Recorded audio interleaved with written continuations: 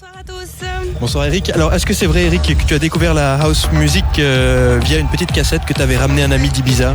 Is it true that you discovered house music from a tape from a friend that came back from Ibiza? Yeah, it was my best friend sort of when we were around 10 years old or something, I think. His brother has been on vacation in Ibiza and he brought this mixtape from a club down there home. And yeah, we started listening to the tape and it was this sort of new like acid house stuff. This was around 1988, 89, something like that. And so that sound really blew me away. So I was, from that day forward, I was really hooked on house music. Alors oui, effectivement, c'est un de ses meilleurs amis qui est allé à Ibiza, parce que c'est un meilleur ami aussi de la famille, disons, de son frangin, etc., etc. Et il est rentré d'Ibiza avec cette cassette. Et il a commencé à l'écouter avec une espèce d'acid house. C'était en 98, 99. Et puis depuis là, bah voilà, il produit. Justement, parlons de tes premières productions. En fait, tu les sors sous un nom qui n'est pas Eric Prydz, mais un pseudo, celui de Cyrus D. Il y avait d'ailleurs le tube Diamond Girl. Est-ce que tu produis toujours sous ce nom? Est-ce que tu peux nous parler de ce projet? At the really beginning, you produced with another pseudonym, with another name, called Cines D. Cyrus D. Cyrus D. Excuse me. And do you still produce under this name or not at all? Well, the first record I released was under the name Eric Prydz, actually. Cyrus D is sort of my alter ego when I make a bit harder tracks. It's actually Eric Prydz backwards. So yeah, I have my own techno label called Mouseville, and I release stuff under the name Cyrus D there as well, and on various of other labels. But it's the more harder stuff that I release under that pseudonym. Alors le tout premier track qu'Eric a produit était vraiment effectivement sous Eric Prydz, mais il a produit sous ce pseudonyme pour tout ce qui était house un peu plus dur. Il a lui-même un label qui s'appelle Mouseville et sous ce pseudonyme il produit quand même pas mal de choses beaucoup plus dures. Alors petit retour en arrière, le 13 septembre 2004 sort Call on Me. Là c'est un carton, c'est le hit dance de l'année 2004, celui de 2005 aussi j'imagine. En fait l'original c'est un morceau du guitariste Steve Winwood. Le morceau Valérie, comment a-t-il trouvé cette plaque? On the 13th of September, the mega hit came out worldwide, Call on Me, on 13th of September of 2004. Yeah. And it was a huge hit. It went to the dance floor and so on and so forth. It was basically from a guitar called Steve Winwood. And the words were at the beginning Valerie. How did it happen? Well, yeah, it's true. It's the original track was made back in the 80s by Steve Winwood. It was like a love ballad called Valerie. There was my friends over in Sweden called Retarded Funk had played around with a sample from that track, and this was maybe 3 years ago or something. And I sort of really liked the idea, and I asked them if we should do it together or something, and they gave me the sample, and I made a track out of that. Later on, the track got out on CD and on the internet and stuff like that, and it was a really big hype around the track. But we had big problems trying to clear the sample. It took us over a year to do that. But in the end, we don't use the sample at all. It's actually Steve Winwood went into the studio again and he resung the vocals for us. So it's Steve Winwood who sings on Call on Me, the track. Oui, effectivement, c'est vraiment vrai. C'est lui qui l'avait commencé avec un band rock. Et puis c'est des amis suédois qui lui ont passé, disons, le sample. Il y a déjà 3 ans, mais il a mis quasiment 1 année pour faire le clearing, on appelle ça comme ça, je sais pas en français, je pense quand même, le clearing du sample. Et effectivement, finalement, il n'y avait pas eu besoin de clearer le sample parce que Steve est finalement revenu au studio et a rechanté la chanson. Clearing, j'imagine, ça veut dire nettoyer, enfin, puis réajuster ensuite pour créer la version remixée entre guillemets. Alors, Eric, est-ce que tu as demandé donc l'accord, j'imagine, à Steve Winwood? Est-ce qu'il a tout de suite dit oui, je te file le sample, ou ça a été d'âpres négociations? Did you have the approval of Steve straight away, or did you have to really negotiate hardly and toughly?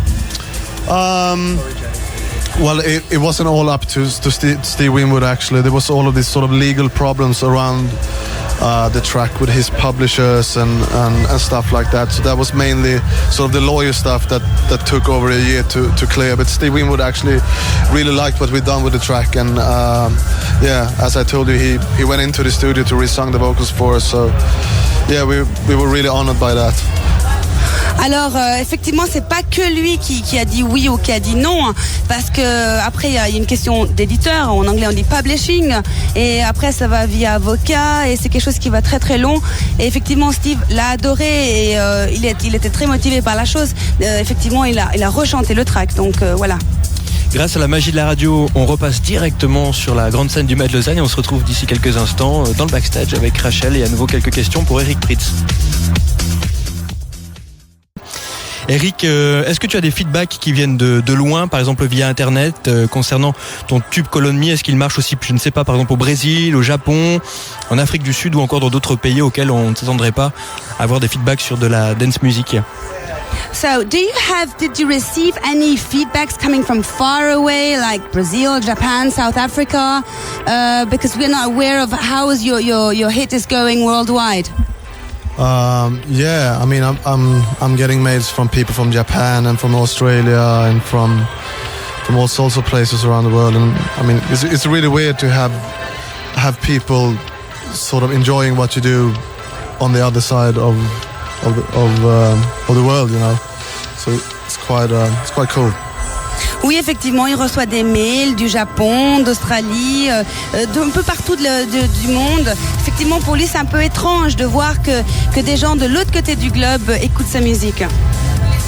J'imagine que tu as beaucoup de projets pour cette année 2005. Quels sont-ils? Est-ce qu'il y a des compilations, de nouvelles productions qui vont sortir? Est-ce que tu fais une tournée? How are your project for 2005? Do you have like compilations or tour planned? What is 2005 for you? 2005 is currently I'm working on my first album. It's gonna be out on Ministry, Data in the UK, and I've just done a mix compilation as well for Cyber and Excess Music in France. And apart from that, I'm gonna continue working on stuff on my own labels, Mouseville and Prydz, and I'm gonna be DJing a lot as well. So 2005 is gonna be a busy year. Alors là il est en train de travailler sur son album qui va sortir chez Ministry Angleterre, Ministry of Sound, donc Data. Il a fait une compilation chez Cyber en France et il est en train de travailler quand même pas mal pour ses propres labels Mouseville et Prydz. Voilà. Et effectivement, il va faire beaucoup de tours au niveau de DJing, donc effectivement, il aura beaucoup à faire pour 2005. J'imagine qu'on le retrouvera cet été du côté d'Ibiza. Parmi tes projets, est-ce qu'il y a celui, si tu as le temps, de guérir ta peur de l'avion? Il faut savoir que Eric Prydz ne prend jamais l'avion, donc il fait tous ses bookings et ses déplacements via par exemple le bateau ou la voiture. Is 2005 one of your projects? Is it going to be healing your fear of taking the plane? Yeah, I've signed up for this sort of learn to fly course over in Britain in the UK. So hopefully I get over that someday. I know I'm gonna fly some.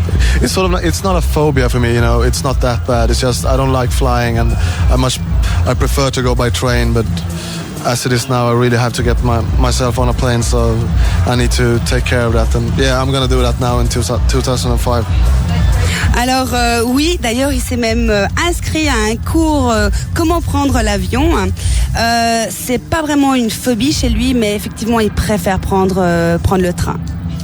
Merci Eric, merci aussi d'avoir relancé comme ça la mode de l'aérobic. Ça nous fait bien plaisir. On va se remettre au sport. En attendant, on l'écoutera tout à l'heure à partir d'1h30 du matin. Soirée Eric Prydz sur Couleur 3. Thank you very much Eric, and thanks to your sport, people are maybe doing more sport right now. What was that? More sport? Sport. Okay, yeah, workout, yeah, of course. Thanks for having me on the show. Thank you.